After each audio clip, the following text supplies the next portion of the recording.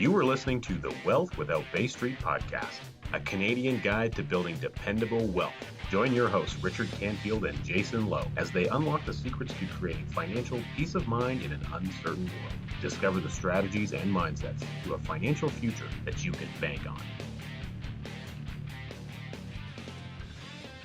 Do you want to create passive income and connect with like-minded people? If you're an entrepreneur or a high-earning business professional and you want to join others just like you who want to build wealth, save on tax, and secure their financial future, then join our community. We want you. Join us over at wealthwithoutbaystreet.com/community. Can't wait to see you there. All right. Welcome back to another episode of Wealth Without Bay Street. Joined today by my amazing colleague, amazing co-host, the Richard Canfield, also known as Richard Canfield, coming to us live from Chilliwack, British Columbia. And I'm coming to you live, of course, from our Wealth Without Bay Street headquarters in Edmonton, Alberta. Richard, good to be with you. The HQ.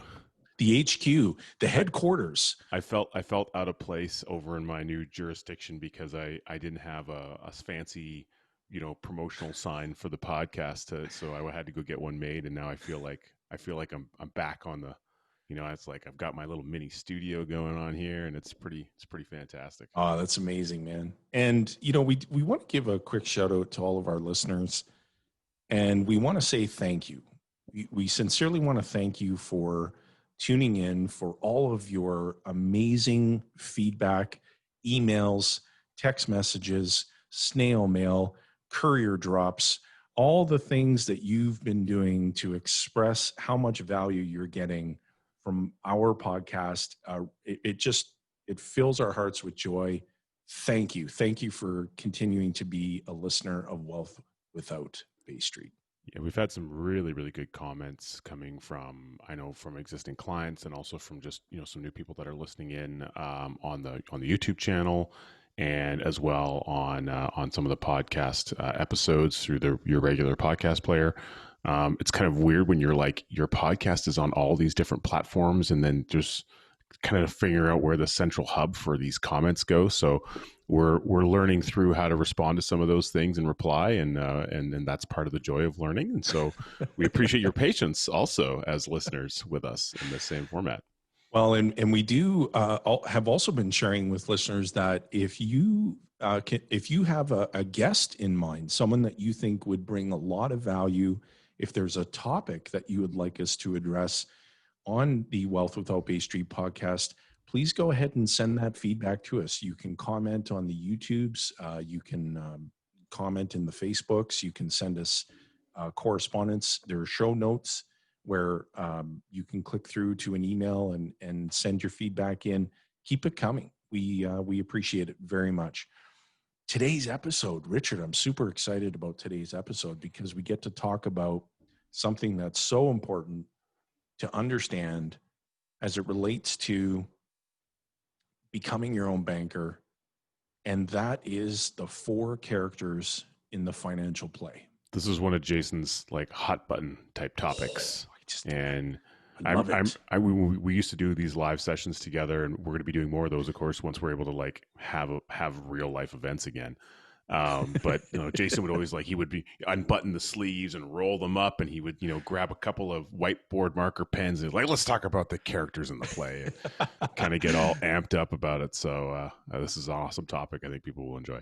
All right, and let's dive in. So when we're describing the process of becoming your own banker, so quite often, and Rich, you can attest to this, where people, when they're first learning about it, they can go down one of 2 tracks. They can go down the product-focused track where they're emphasizing their time and attention, and they're learning on the tool that is utilized to implement the process. So they're focused on the policy or the system of policies, the anatomy of the insurance contract, which life company it is, the life company's history, how the life company blows their nose, all that stuff. And hey, that's great. It's part of your learning, and it's part of what helps you get to clarity and to understand the tool. And then other people are very focused on on the process and understanding, how do I do this? How do I go about doing this in my life? And right in between there is developing an understanding of the four characters in the financial play. Because it's like a bridge between totally those things. Yeah. Yeah, totally. Because without having a very clear understanding of the characters in the financial play, then you're just you just don't have the ability to really truly understand the process. And so I'll I'll list what those characters are, and then we'll dive into them together and just have a really good expanded discussion for the benefit of listeners. So there are four characters. The first character is the depositor.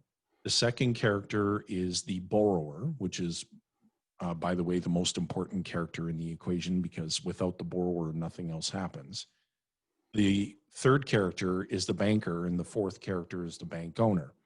Now, when we meet with people, for the most part, they are only two of the four characters in the financial play. They are the depositor and the borrower. So when you think about this in terms of ridiculous simplicity, you deposit money onto the books of someone else's bank. I say that again. You deposit money onto the books of someone else's bank. So think about how you earn income. Doesn't matter what the source is: interest income, dividends, T4, a combination of all three. Fake income from the federal government during the pandemic. Right. That doesn't really technically exist because it has to be paid for by the future generations. Right. Whatever that source is, most often the bank sees the money before you do. And so recognizing that, playing the role of depositor, well, if you don't become all four characters in the financial play, then it's impossible to achieve what someone is achieving who is all four characters in the financial play. I know that sounds very rudimentary, but it's true. And the reason I bring that up is because all too often when we talk about the product track and the process track, the human mind goes into comparison mode or alternatives. I need to choose one or the other. I'm either going to practice the process of becoming your own banker, or I'm going to put my money in real estate. I'm either going to become my own banker, or I'm going to put my money in stocks, bonds, mutual funds, gold, silver, whatever widgets, whatever financial tool or product there is. We're not grasping the point of becoming your own banker. It's all about making it an either or. All the depositor understands is that your money must reside somewhere. And so the safest place for me to store that money, because I've been conditioned that way, is to store it on the books of someone else's bank. Well, the borrower and the depositor are one and the same, in the sense that you've been told to put your money into all these different things: mutual funds, stocks, bonds, et cetera, everything that we just mentioned. And then you go to the bank when you need access to the money. So it's not your money anymore. Now it's the bank's pile of money, right? Which is a representation of all the deposits of everyone else who's left money there. So it's absurd. Put your money away, hand it over to someone else who thinks they can do better with it than you can. And then when you need access to money to finance the things that you need in your life, you got to go to the bank, and you got to go through the gatekeepers, the toll takers. You have to go through the banker to gain access to someone else's pile of money. And what you've been taught is to hand your money over to someone else. It's absurd. So if you are the depositor and the borrower, but you're not the banker and you're not the bank owner, you can't achieve what someone is achieving who is all four. Now, the banker, who's the banker, Rich? The banker's the gatekeeper and the toll taker. That's the person who dictates the terms of the loan arrangement. Well, and determines whether or not you get access to it. Yeah, can you even access this pile of money we have? Prove to us that you don't need our money, and that you actually shouldn't even be borrowing any because you are a good steward of money already, and that you don't require any money from our lending institution. Prove to us that you don't need it, then we'll give you some. Right. Good point. And so the banker is in a very good position. The banker gets to practice the golden rule. And that is, whomever possesses the gold makes all the rules. And so, and the banker, the other thing that the banker is going to do is the banker is going to take collateral in as many instances as possible. totally. They want to figure out how can they secure their downside risk. And they're not lending you the money because they're lending you the money because of your ability to make the payments. Totally. They want the cash flow, the stream of payments coming in, because every time a payment comes back into the bank, well, that payment doesn't just sit there and do nothing. It immediately goes back to work again for the benefit of who? The bank owner. Completely. And it really, for most people, and I think you would agree, Richard, like who we speak with, for the first time, they've maybe read R. Nelson Nash's book, so they have some glimpse into the essence of the four characters in the financial play and the importance of that. But once we put the glue together, it's like an aha moment. It's like an epiphany. So you mean to tell me that I can become my own banker and I can invest in real estate and I can put my money into financial products that are appealing to me? The answer is yes, absolutely. The process of becoming your own banker has nothing to do with changing your financial objectives. It has everything to do with helping you achieve them by implementing a different process. The function of banking goes on no matter what is happening. And so it's not about choosing either or. People really have little to no understanding of just how important this function is in their lives. And they abdicate the responsibility and the opportunity as it relates to banking and that function in the economy. And what we don't realize is that the banker is the individual who controls access to capital. The banker is the individual who sets the terms, as you've said. And then we have the fourth character in the play who's the bank owner, and the bank owner has an expectation of profit. Carry on your business, Mr. Banker, but as the bank owner, I have an expectation of profit. And so you're required to be responsive to me, the bank owner, not the depositor or the borrower. You're required to be responsive to me. And so if you envision this as it relates to your own life, if you are able to, because someone has to perform the function of distribution as it relates to money in your life. So when you create the entity, you have your policy, your system of policies. You now have a platform built on which you can practice a process. And you need access to money. You're going to need that for the rest of your lifetime. It has to come from somewhere. And so if someone and some organization has control over a pool of financial value that has to flow at a cost to meet someone else's need, well, if you now become the person who's in control of that growing pool of financial value that can and should flow at a cost to meet your needs, and then you control the function of banking, you control the repayment schedule of your loans, you become all four characters in the financial play. You're the depositor, you're the borrower, you're the banker, and you're the bank owner. And what that means is that you get to become that one character in the play who makes the most money. Yeah. You look at any downtown core of any major center. Well, what are the names in all the buildings down there? They're banks. Right. Like, I don't think they got to that point by being silly. It's obviously they're making money. So we want to mirror and model as much as is reasonable in the relationship to our personal economy. Absolutely. How we can control as much of that by implementing the same thinking and principles that allow banks to be profitable. We're Absolutely. just taking that environment and we're creating a microcosm of that in your own personal world. But it all begins with Nelson would say, he would start every session that he did.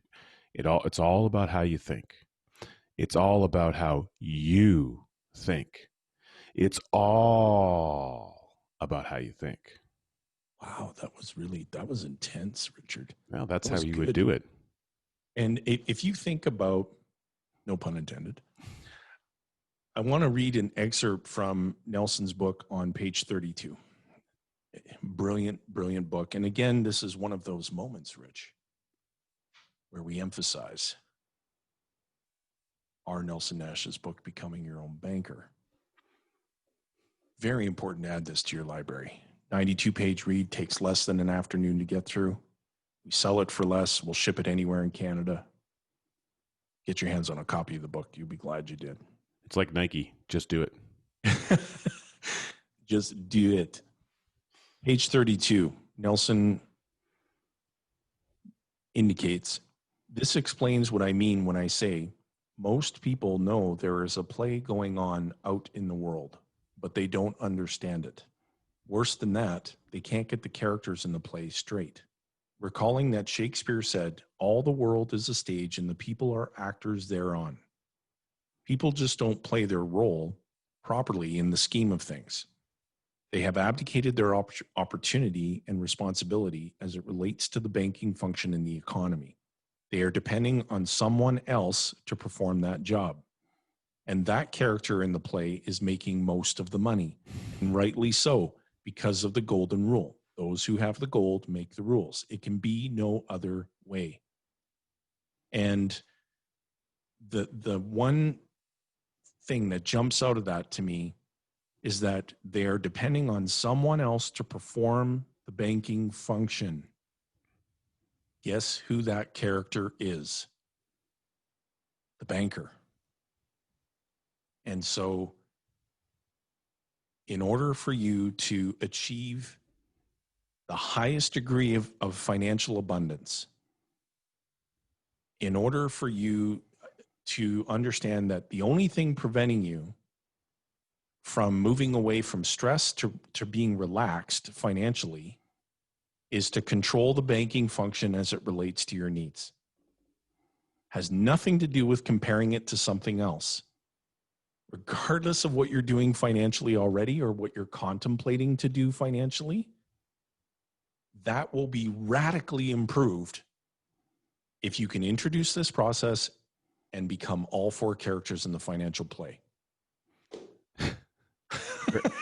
For anyone listening in, there was a slight sound there of a pen dropping. That was Jason's mic drop moment, which I'm glad you used a pen instead of the very expensive mic that's in front of your face right now. It was a split-second thing, Richard. And then I thought, no, I think the pen is the better alternative. You could have went into the storage area there and like grab one of the extra mics that's kicking around and just done it. And I'm like, oh, please don't do that. So interestingly enough, I want to, perfectly well said. I want to circle back a little bit because there's people listening into this, and I think sometimes there's just a gap around thinking through the financing aspect, and then you have people who they've done a really good job of maybe getting out or staying out of debt, and they, I don't have any debt.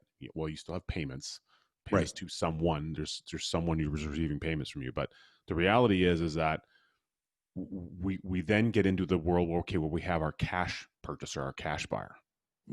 Well, I don't really finance anything. Well, that's not accurate because Nelson says it very clearly right at the beginning of the book. I believe it's on page 3. You finance everything that you buy.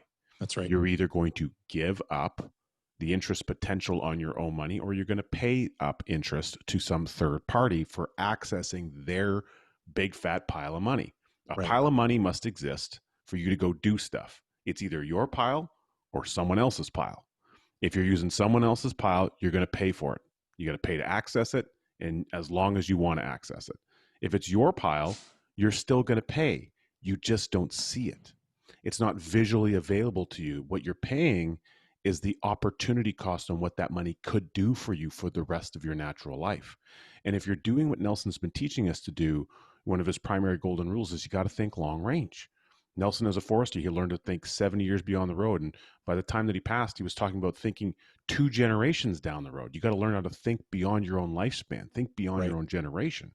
If you're incorporating that mindset into your realm, if you take money out of your bank account, that's a saved money. You're the depositor. You saved it in ABC Bank and you take Yeah. 30 grand out and you go purchase a car with it or whatever, that $30,000 is now transitioned into something else. It's not earning any longer for you.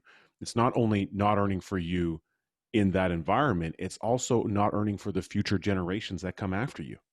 Well, someone else now is profiting off of the use of that capital. Right. It doesn't have to be that way. It just doesn't. And if people were as passionate about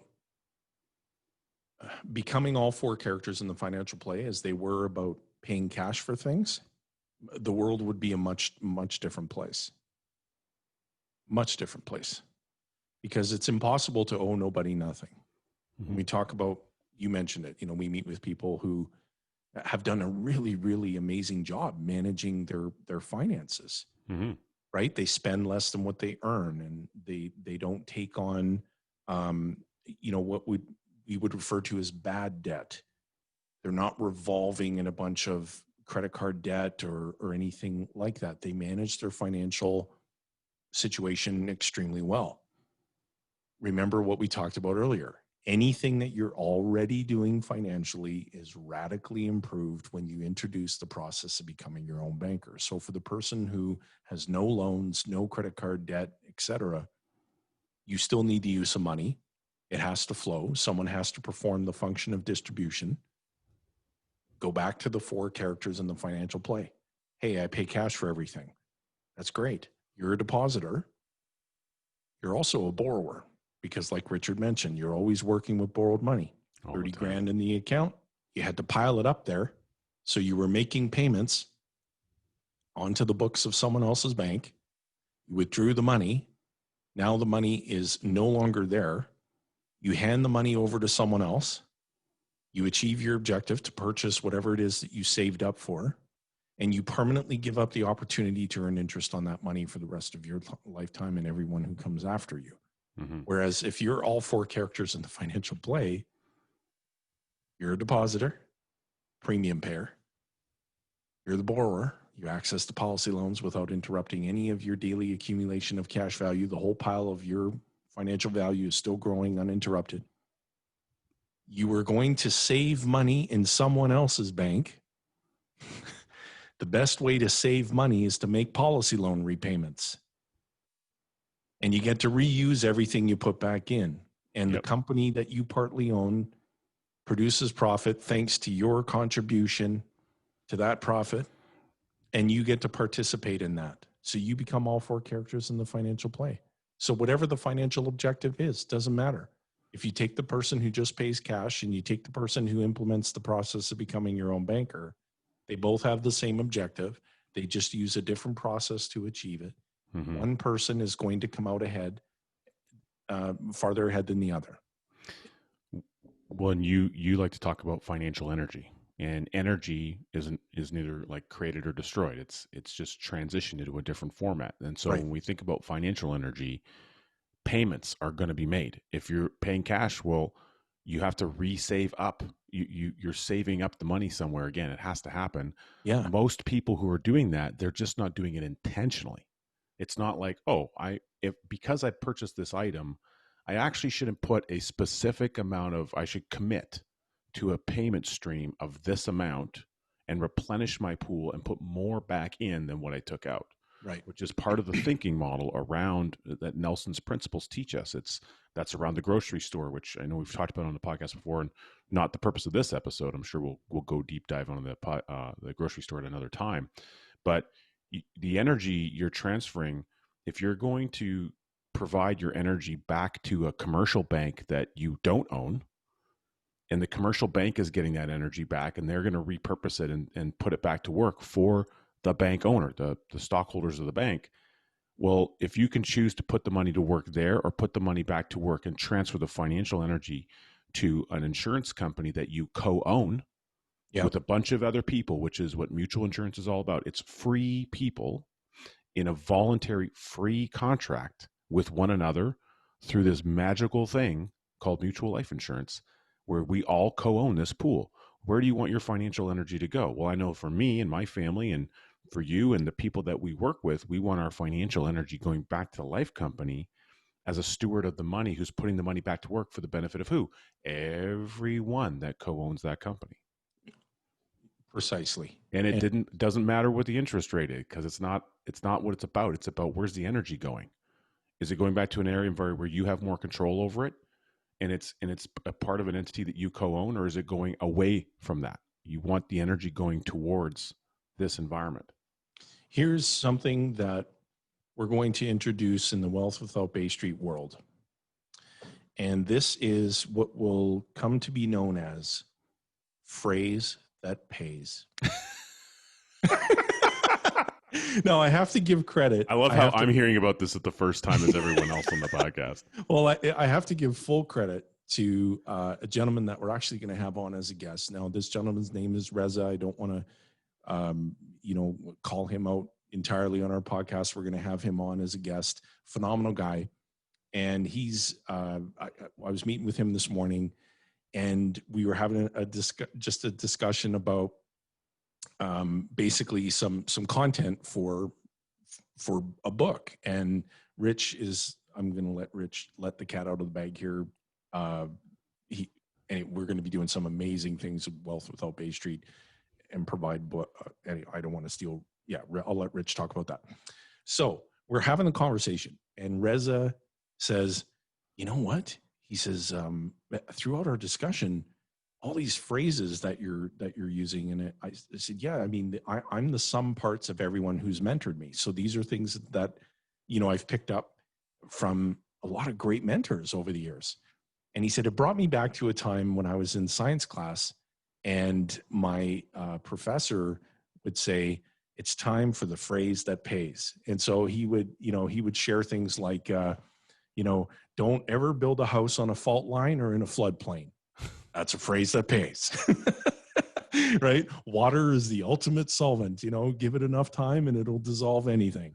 Just things like that. So I immediately thought to myself, we have to adopt phrase that pays on Wealth Without Bay Street. So here it goes. Here's the first phrase that pays. Your money must reside somewhere. What better place to have it reside than here? Everybody say, ooh. If you're listening to this podcast in your car and your family's around, they're going to wonder why you're doing that. But I think it would be personally very comical. So the phrase that pays. Now, if anyone has a phrase that pays that you'd like us to share with our listeners, please send that to us. It's got to be PG-13. Totally. And before we forget, if at any time during our podcast episode you find yourself thinking, hey, this is an interesting subject, I want to discover more, then just ease on over to the website provided in the show notes. Where are we at for the books, Rich? We're Wealth Without Bay Street. I don't remember what the books link is, but I do know that the best way to get a copy of the book is to just get the masterclass, because that's easy. So you can just go to wealthwithoutbaystreet.com /masterclass. Let's just do that. And then you're going to get access to some great content to deepen your knowledge and learn. And one of the ways that we find people learn best, like most things in life, is actually through repetition. So it's kind of like Nelson would say, the more you see you didn't see. So as you engage more, you read the book more, you go back to it, you listen to, you maybe go to a webinar or a podcast that you listened to previously, you hit it again, something new is going to jump off the page at you that wasn't there before. And it's not that it wasn't always there. It's that our mindset has shifted to a point where we can see it in a new light now, and we can put some more context around the edges. We can shape it with a little bit more color, where it might have just been, great black and white on the page previously. Agreed. Absolutely. And, when you think about, again, we give Nelson credit in every single episode. And one thing that he would always say is that this process is ridiculously simple. It does not need to be sensationalized. And he would also say that if you don't understand the problem, the solution just won't matter. So when we're talking to someone who reaches out and has, we were just sharing this morning when we were having our Profit First conversation as a team, and we were talking about, hey, what are some questions that come up, like when people are connecting with you, and there's a number of, again, product focused questions, and it takes us back to, if you don't understand the problem, well, then the product just doesn't matter. And if you truly understand the problem, the product still doesn't matter. Like, when you're comparing life insurance companies, dividend scale interest rates, how soon can I borrow money? How much can I get access to? All this noise, where if you don't truly understand the problem, it just won't matter to you anyway, because it's just a product. It's just a tool. And you may not purchase policies or, a policy from us, but if you do, we absolutely recommend that you have a good coach. And what does that look like, Richard, when we say it's important to have a good coach? What does that mean? Well, I mean, I'm sure anyone listening they've been involved in some kind of sports, and the coach doesn't get on the court or get on the ice and run the puck down the ice and make all the get all the goals and win the playoffs. Like, that's not what the coach does. They can help formulate plays. They can see things that are happening on the ice while the play is going on, and then they can discuss and they can sketch out, here's what we can try next. Let's try this. Let's do this. And it becomes that team environment. It's that team atmosphere. But ultimately, the individual is the one who's on the ice. They're the one doing the work. And that's how it works. It's how it's always been in our financial life. The problem is a lot of people just don't think that that's the case, because they've been abdicating the responsibility of their financial life to someone else. And I was actually on a call earlier today, Jason, with a wonderful, nice lady. And she said she'd been, her words were, she had been burned by a number of financial advisors in the past. And she says there was one person who, although they were very nice and they were good, we were able to get out of the epic meltdown of 2008 before, kind of the crash happened. But then we wanted to put the money into someplace safe. That safe haven was some kind of a alternative investment real estate development project. Right. And although it was a great piece of land and a great commercial building and it had all these benefits and long-term leases, the company that managed the thing was no good. And so they went belly up and they lost everything anyway. And so the end result is it still came crashing down. And it wasn't necessarily the financial advisor's fault. The responsibility lies with us at the individual level. It's in our decision-making process on deciding, okay, am I going to go and learn enough, get educated, get focused and practice what's going on, this financial thing I'm learning about? Or am I just going to, be an ostrich? I'm going to practice ostrich financial planning and jam my head in the sand and just, not look around and see what's going on. You have to take an active role in your financial life. Good coaches are going to empower you to do that. And they're going to raise you up and lift you up when things don't go exactly as planned. And they're there to help keep you on track with your goals and your objectives. But you're the one that has to walk the path. Completely. No one will care more about your money than you. You have to be in the driver's seat of your money. That's all there is to it. Here's another phrase that pays. Lifeguard won't swim for you. Where do you get these from? Rich, that one, honest to God, came up during my conversation with Reza. Is that right? That was a good one. I like yes, that. and he was like, that is so good, because I said, I was talking to somebody last night. We did a webinar. Like, it was phenomenal. We had, just so you know, I gave you the number yesterday, but it was 211 people that enrolled in the webinar. That's awesome. And so here's what's interesting. During the conversation, one of the, in the chat window, one of the attendees had asked, how small can I get started with? I really don't have very much spare capital to get going. And so what's the lowest amount? Like, what's the smallest amount? And I said, well, when you decide to learn how to swim, you've never swam before. Nobody's going to suggest that you dive into the deep end of the pool. We want you to but the fact of the matter is that you can't learn unless you get in the water. And then I made the remark, the lifeguard's not going to do the swimming for you. The lifeguard is going to make sure that if you get into trouble in the water, they know exactly what steps to take to make sure that you're not in any life-threatening danger, that you're removed from that situation, and you're going to be okay. Mm-hmm. Well, our role as coaches in this process, and we have, and Rich, you can attest to this, we have an amazing team of coaches. Totally. And our coaches understand. And we need some more of them. We do. We need help. Oh my goodness, we need help because we are expanding so rapidly. It's amazing us. If you're an advisor listening into this and you want to figure out how to help your clients become their own banker and do it in a way that is absolutely phenomenal and have a boatload of fun doing it, you should reach out. Agreed. And so we communicate to people that, our coaches are amazing, but they're responsible to you, not for you. And so this is all about becoming your own banker. And you need a good coach to help you do that. Someone who's thoroughly familiar with the process, someone who's an authorized infinite banking practitioner with the Nelson Nash Institute. Here's what that means. That means that person's been through a course of study. They've been vetted by the board of directors of the Institute before even being admitted to the program. They come through the program. They're required to complete a mentoring process with an experienced practitioner. And so make sure that you're working with an authorized practitioner. And all of our coaches are authorized practitioners with the Nelson Nash Institute.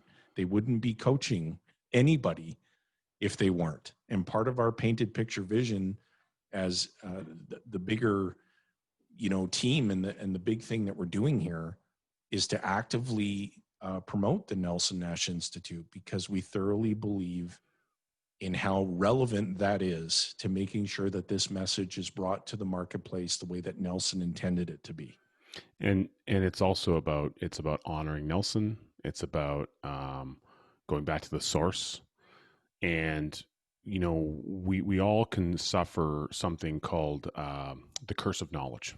Yeah, this is something that our friend Winnie Lowe talks about a little bit, and it's we know you get to develop a certain amount of knowledge around a subject matter, and sometimes it can be harder to see maybe somebody new or somebody else coming in, their frame of reference might not be the same. And so what's beautiful about the Institute is that the individuals that are there, David Stearns, Carlos Lara, Robert Murphy, they have a different take on things. They're experiencing, they practice it in their own life, but they're not advisors. They're not in the insurance industry. They're outside of the industry. Robert Murphy's an economist, and you tune into the podcast episode that we did with him. We had a great interview with Carlos Lara. It was a great episode. I think by the time that this episode airs, that one will also be available for people to listen to. And we had an amazing, our first guest was David Stearns. Yeah. And we just have such tremendous respect for these gentlemen, because they are the people who were chosen by Nelson Nash to carry forward his message into the world. And by default, as an extension, as practitioners, we have a responsibility to make sure that we're maintaining that, and we're honoring what the Institute is putting forth in Nelson's light. And we're able to shed that out for others, because Nelson said, he would tell the story about his mentor, Leonard Reed. And, he used to bring Leonard up for a speech every year, and he would gather a group of people together. And he says one time they were in this event center, and he had a rheostat with just a regular light bulb attached to it. They gathered everybody in. It was late. It was like dusk. And so the lights had come down. They turned off all the lights in the building, and nobody could see anything. And then what Leonard did is he just turned the dial up just a little bit, so the light just flickered just to its lowest point.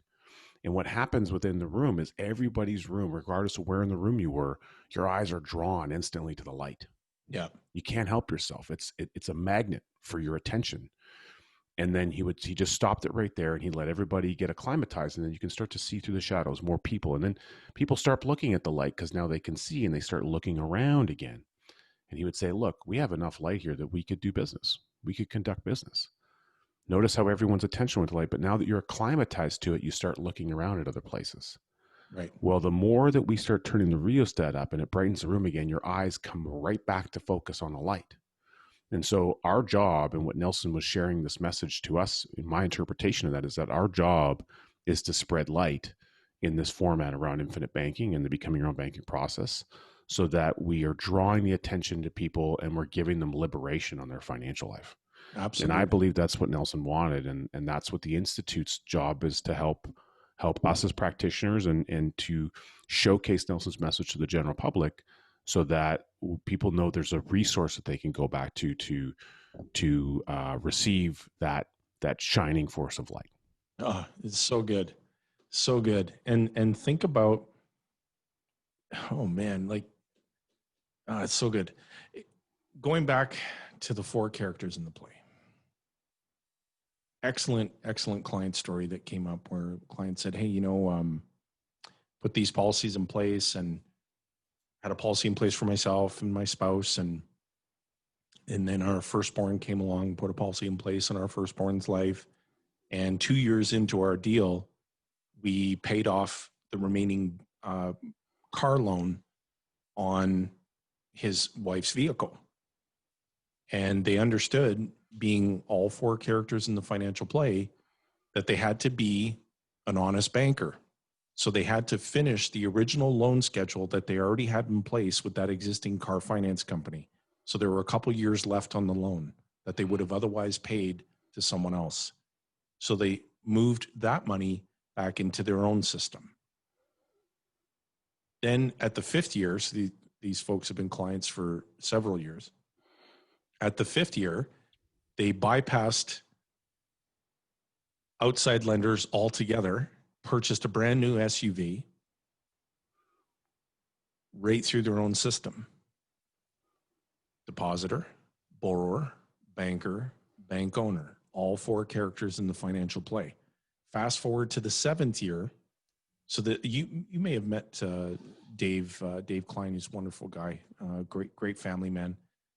And so he's been a client, as I've said, for many years, and we're actually going to interview him on the podcast. Sweet. He just doesn't know it yet. So Dave, if you're listening, this is your we're going to have you on as a guest. And he goes on to say that mortgage came up and they accessed basically policy loans to the degree where they were able to eliminate the commercial bank altogether. And so they have truly embraced this process, and understanding that, his, and I'll let him expand and share his story, but his father worked for Revenue Canada for decades. He's a police officer. And so, his investigative instincts and his high degree of initial skepticism, he was looking for, okay, where are the holes in this process? They've got to be somewhere, and I'm going to conduct my investigation and try to identify that. And he just kept coming back to the same conclusion, that this makes perfect sense for my family and I to implement. And fast forward to where they are today, and life is completely different financially for them today than it was prior to them implementing this process. And so if you can do this for vehicles and property, we asked on the webinar last night, think of all the money that you've spent up to this point in your lifetime. Just try to put a number on all the money that you've spent for all the things that you've required up to this point in your life. Recreational vehicles, cars, property, business expenses, personal overhead, taxes, laptops, groceries, smart TVs. Utilities. The list goes on and on and on. And if you think about all the money that you've earned up to this point in your lifetime, which I would say that's a gross misclassification, think about all the money that you've handled up to this point in your lifetime. And could you write Richard and I a check for that amount of money today? Is there any listener that could write us a check for that amount of money right now today? The answer is no. By the way, we don't have to send checks to the podcast. We're not Right. going to accept them. Yeah. Sorry. Just for clarification. Just to make sure everyone's good on that. Send any checks. No checks, please. To Wealth Without Bay Street, please. So the key teaching moment there is that you've spent your whole lifetime handling money and transferring it away to someone else. There is a incalculable advantage to changing that, where you still handle money, but you have it flowing to you, not away from you. Notice how we didn't say anything about you've got to change your financial objectives in life. I say to my kids all the time, don't ever let me, your mom, a sibling, a friend, a colleague, a neighbor, don't let any human being on the planet tell you that your dreams, your aspirations, where you want to go and what you want to do in life can't be done. Never allow anyone to take that away from you. Agreed. Ever. And so whatever your dreams are, what financially, whatever ambition you have, don't ever let anyone take that away from you. If you're structured properly and you become all four characters in the financial play, you can achieve it. There's a second mic/pen drop for our audio listeners. God, I love talking about this stuff. Richard, it's Friday. Yep, Podcast Friday. It's Podcast Friday. It's a happy Friday. I love it how our podcast is now basically scheduled to be released on Tuesdays. And everyone's like, oh my God, these guys, like, seriously, it's not Friday. I'm like, well, technically for us it is, so still good. Right. Richard, any parting comments, anything that you'd like to share with our listeners? I think the last thing I would kind of leave it as is that just you don't have to overcomplicate this. Right. And what Nelson said about being simple is, it is very simple. The overcomplication comes when we're trying to dissect all these components of a life company and all these things. And it's like the illustration that you see for about a policy isn't infinite banking. It's just an illustration. What makes it infinite banking is what you do, because what you do as the owner of the policy determines the output of the policy. It's not what the insurance company does. Right. It's what the owner does. That's a very, very insightful closing comment for our listeners. Thank you to all of our listeners for joining us for another episode of Wealth Without Bay Street. It's always a pleasure being with you. We wish you and yours an incredible weekend. If you are listening to this on a Friday, if you're listening it on to a Tuesday, then we wish you a wonderful hump day. Yeah. And upcoming weekend? Yeah. So either way, a weekend's coming, regardless of the day that you're listening. We hope it's great. So thank you all again. We encourage you to smash the like button, literally. Subscribe to the YouTubes. Make a comment on Facebook. Now, we want you to spend at least an hour of your life dedicated to leaving us a 5-star review, commenting on Facebook, commenting on YouTube, smashing the like button, liking our Facebook page, visiting our website, purchasing the masterclass. What else are we asking people to do? I would just say, like, read Nelson's book. Okay, good.